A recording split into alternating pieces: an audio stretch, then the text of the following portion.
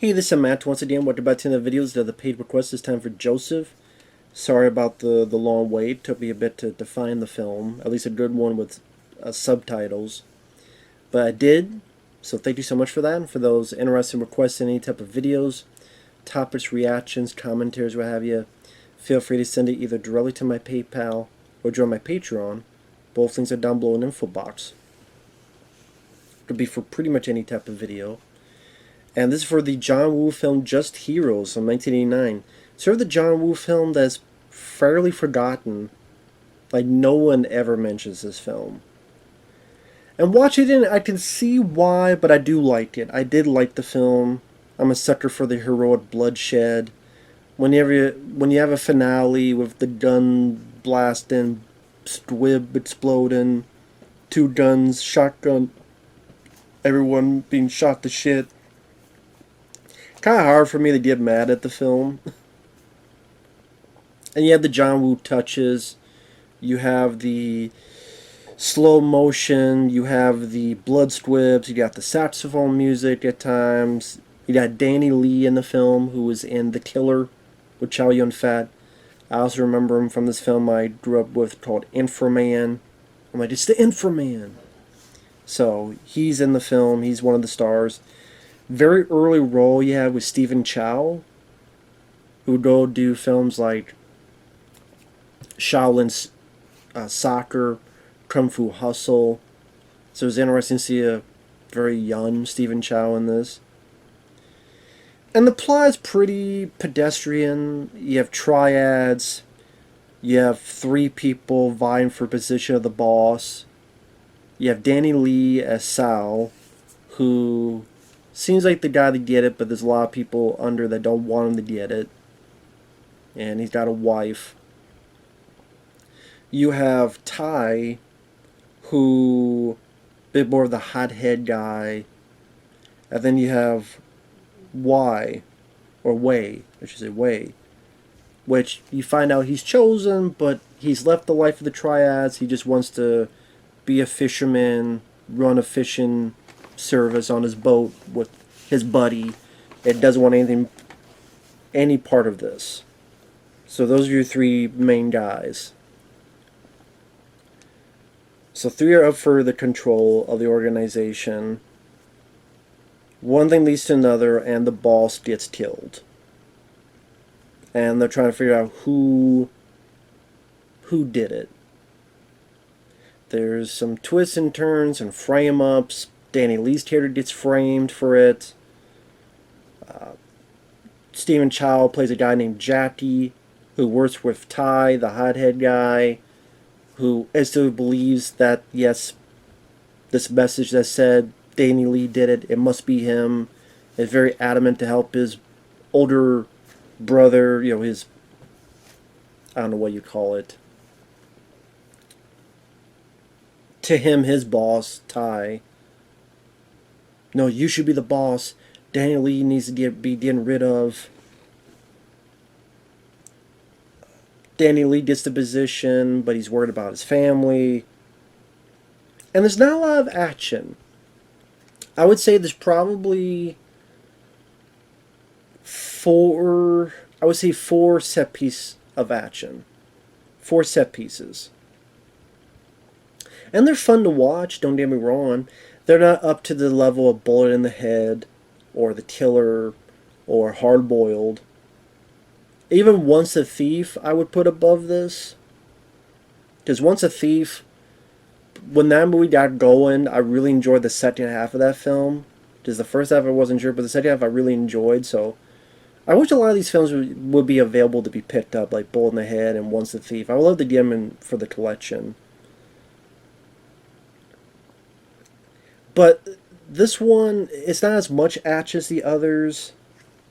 And like I said, the plot is kind of been there, done that.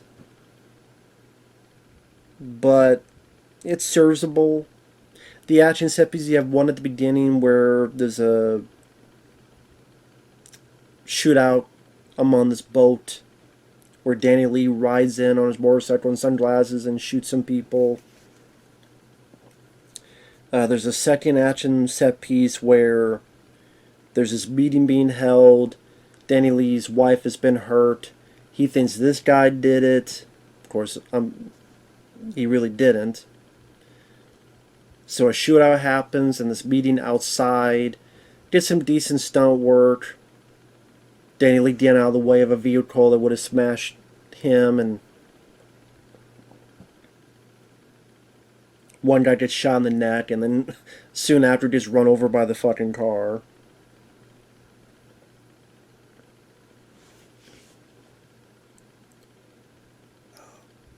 And throughout it, kind of Danny Lee realizing that he's been framed and someone's setting him up. Then we realize who the bad guy is. I'm hesitant. Do I want to? I'll spoil it. Spoilers. You found out that Ty the Hothead is the main bad guy, which was kind of predictable.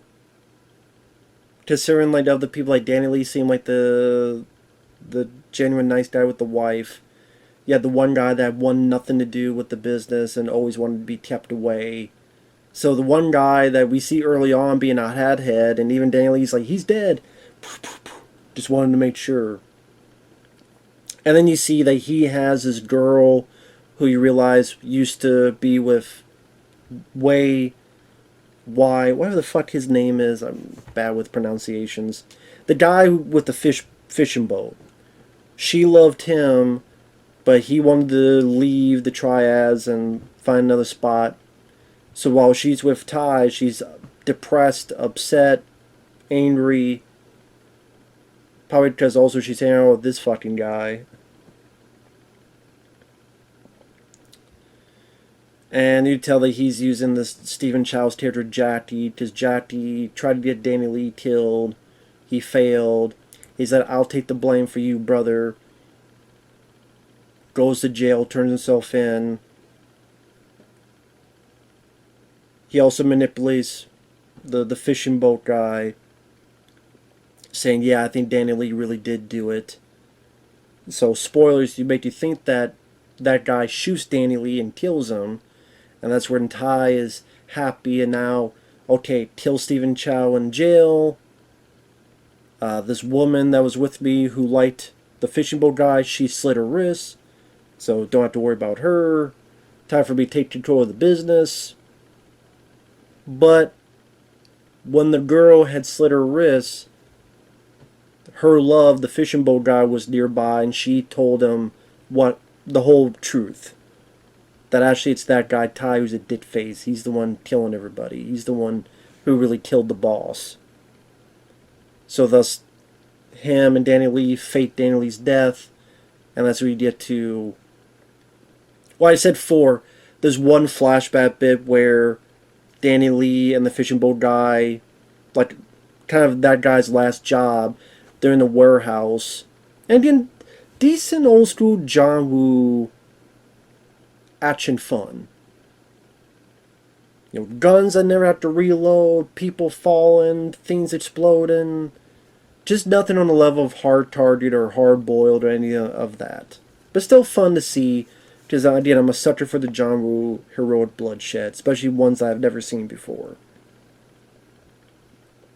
And it's also cool to see Danny Lee there, because again, I remember him from a childhood favorite called Inframan, so I always keep thinking Inframan. But he did a good job in The Killer as well, so it's always nice to see Inframan have more jobs. So, as a nostalgia part of me, in a weird way, it was fun to see that as well. Because I like Danny Lee.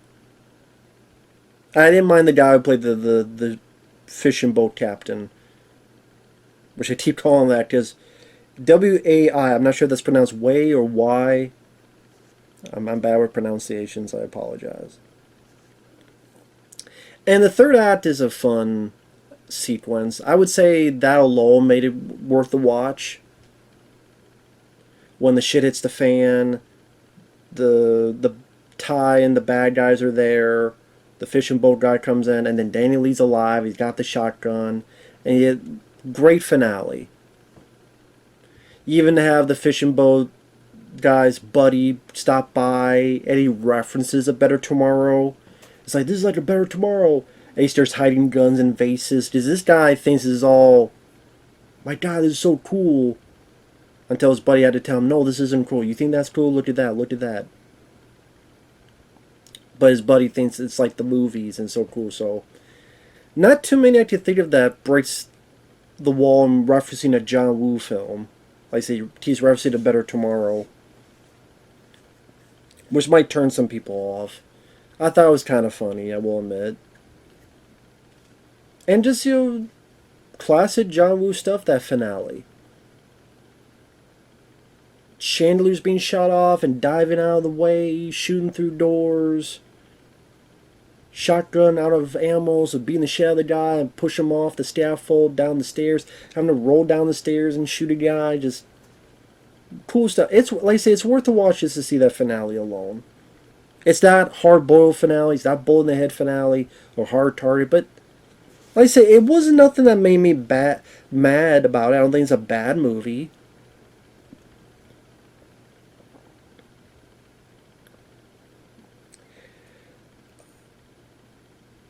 You get a nice headshot at the end, so you still get the good blood squibs and bits of heroic bloodshed. I would say I like this more than A Better Tomorrow 1. And just of that era of John Woo films from mid 80s to early 90s. Like, if I'm ranking them, like, Hard Target will always be number 1 to me. Hard Boiled would be number 2. Bull in the Head would be number 3. Well,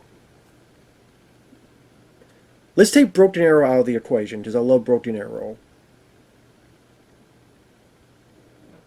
And Broken Arrow would probably be my second favorite John Woo film, because I love Broken Arrow. I think he's underrated. But let's take that away. Let's say from 1993 Hard Target to early John Woo. Or hell, let's just say his Hong Kong stuff. Let's say just his Hong Kong stuff. Hong Kong, strictly John Woo. I would say Hard Boiled, Bull in the Head. Then probably Hard Boiled, Bull in the Head. Maybe The Killer. Then do I like A Better Tomorrow 2 more, or do I like Once a Thief more? Maybe A Better Tomorrow 2, then Once a Thief. Maybe He Was Shedding More Tears I would put above this. Like, this would be lower, but I still like it than A Better Tomorrow 1, but it's lower on the pantheon of Hong Kong John Woo stuff and this hero bloodshed era. I think as number 1, the characters aren't too dynamic. They kind of fall into the category. I don't know how else to describe it. Kind of meh. Like, if the lead guy wasn't played by Danny Lee, I wouldn't know if I would give a shit about the character. I'm more like, oh, I keep thinking of Inframan and stuff. The Killer.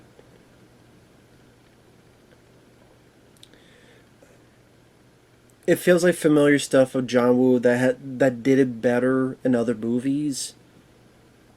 Like the three guys, kind of their connection, I thought was done a bit better in the betrayal stuff and Bull in the Head.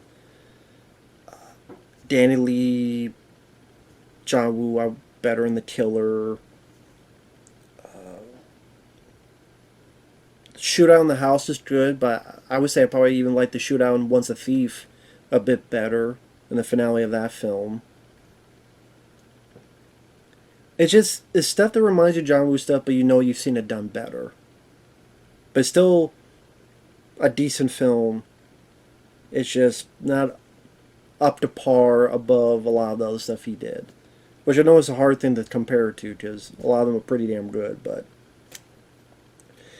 if you've seen all of the other John Woo films, give this a watch, sure. Like I said, the finale doesn't do anything stupid out of the blue.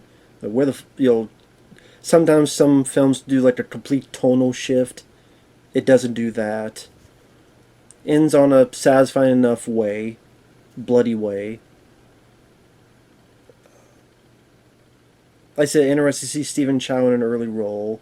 Danny Lee, nice to see him in there. Wish it could have had more action, more spectacle.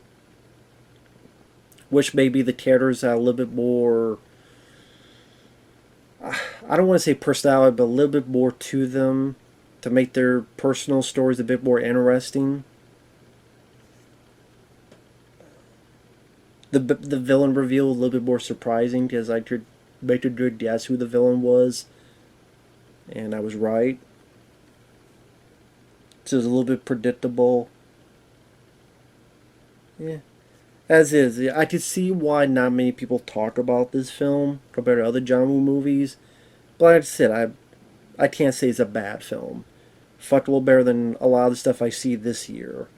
And he still did a fun, bloody finale that will satisfy the John Woo heroic bloodthirst if you're craving that. It just, the rest of the film is kind of meh, that kind of reaction. I know that's not an articulate way of showcasing it, but that's the best way I could do it. So, like I said, you're kind of just waiting for the next action sequence to pop up because the story isn't as enticing or as intriguing compared to maybe other John Woo films. So, with that said, thanks for watching. Take care. We'll see you guys later. Bye bye.